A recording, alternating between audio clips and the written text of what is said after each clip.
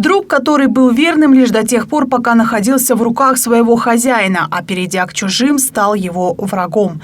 Это в дневнике Джусупа Абдрахманова. В нем первый председатель Совета народных комиссаров Киргизской ССР смело описывал все, что видел, все, что понимал. Он смело критиковал ошибки советской центральной власти, делился своим видением относительно будущего кыргызского народа. Из-за дневника отчасти и расстреляли Абдрахманова.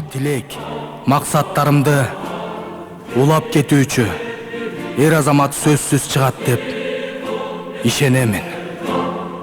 Джусуп Абдрахманов всегда родил за самостоятельность кыргызского народа, за сохранение его самосознания. Например, он не побоялся рассказать Ленину, что дело производства на местах ведется на русском языке. Этот факт Ленин назвал преступлением. Политика должна быть понятна народу, а значит, общаться с ним надо на его родном языке.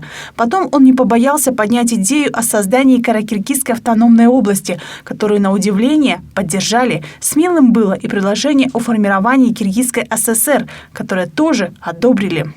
Его роль в истории становления кыргызской государственности, его заслуга в становлении кыргызской государственности очень огромна. Именно Джусуп Абдрахманов стоял у истоков, когда мы определяли свою государственную границу, определяли состав населения, начали закладывать основу экономического, социального развития кыргызской молодой государственности. Джусуп Абдрахманов спас свой народ в самые тяжелые годы, когда практически на всей территории бывшего Союза в 20-е и 30-е годы получился очень тяжелый климатический, природный катаклизм, в результате чего образовалась большая беда, связанная с нехваткой продовольствия и так далее. И тот период Джусуп Абдрахманов сохранил все-таки наш генофонд. То, о чем рассказывает спикер легендарного парламента Медеткан Шеремкулов, в официальных источниках получило название «Общесоюзный голод». Он был вызван официальной политикой уничтожения кулачества как класса, коллективизации, увеличением центральными властями плана заготовок продовольствия, а также фактически конфискация скота. В Киргизской ССР голода не было, но голодали ближайшие соседи – казахи, которые большим потоком хлынули на территорию современного Кыргызстана. Джусуп Абдрахманов тогда принимает решение человека с высокой моралью. Зерно дают переселенцам. А вереницы с семенами возвращаются обратно со словами «сохраните для посевов».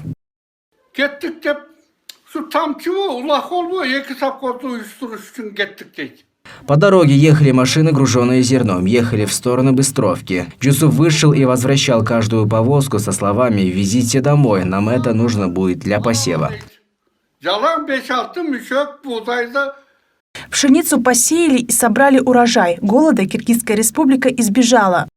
Мына ушундай мекенчил сезим канында ойногон Джусуп Абдрахманов атабыз өз кезегинде бүткүл өмүрүн кыргыз улутун калыптандырып, мамлекет курууга арнаган тура.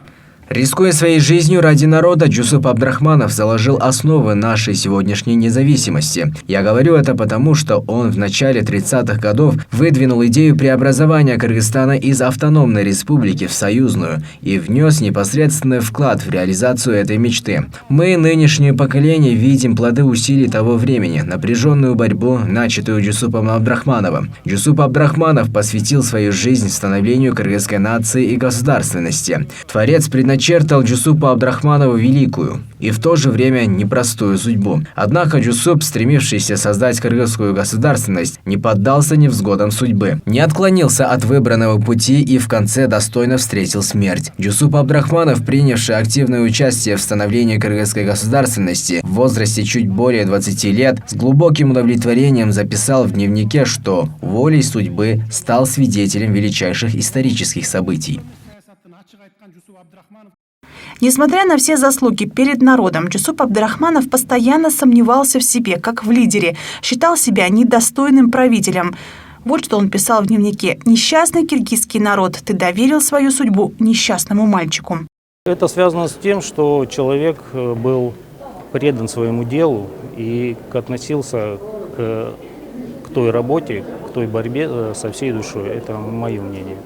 В этом году Джусупу Абдрахманову исполнилось бы 120 лет. К юбилею готовились основательно. Написаны и опубликованы книги, отсняты и показаны документальные фильмы. В Чолпан-Ате открыт сквер имени Джусупа Абдрахманова. Оцифрован и опубликован в полной версии его дневник.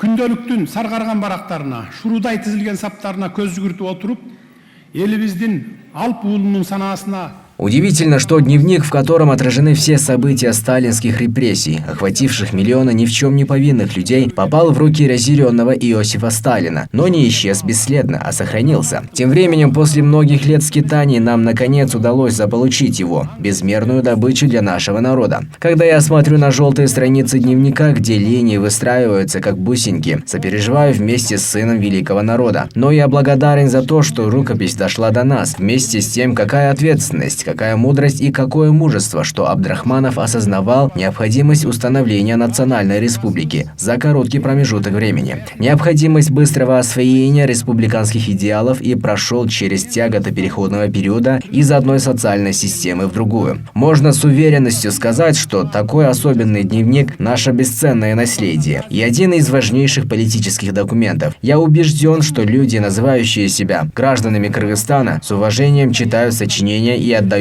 дань уважения такому выдающемуся государственному деятелю, который рождается раз в 100 лет.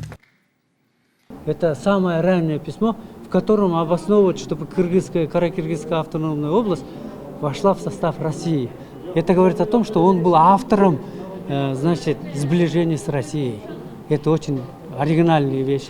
Кроме этого, есть еще, вот я вам скажу, так.